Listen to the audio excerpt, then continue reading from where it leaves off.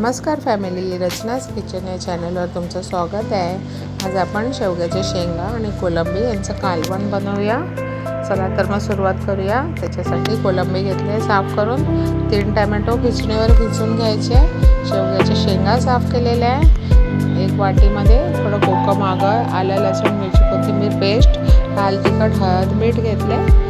कढईमध्ये तेल टाकून त्याच्यावर लसूण आणि आलं लसूण पेस्ट टाकायचे, कोथिंबीर टाकले आणि ते टोमॅटो जे आपण खिचून घेतले होते ते टाकायचे। सगळे मसाले टाकून घ्यायचे आणि 10 मिनिटं प्लेट ठेवून छान स्लो गॅसवर तेल सुटेपर्यंत सगळे मसाले भाजून घ्यायचे। त्याच्यानंतर त्याच्यावर कोलंबी टाकायची, शेवग्याच्या शेंगा आणि छान सगळं मिक्स करायचे।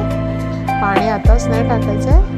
मिक्स झालं की प्लेट ठेवून त्याच्यावर पाणी ठेवून द्यायचं आणि हेच पाणी गरम झाल्यावर ते पाणी त्याच्यात आपल्याला टाकायचं आहे। त्याच्यानंतर कोकम, आता टाकायचं आहे आपल्याला आणि परत एक 10 मिनिटं झाकण ठेवायचं आहे।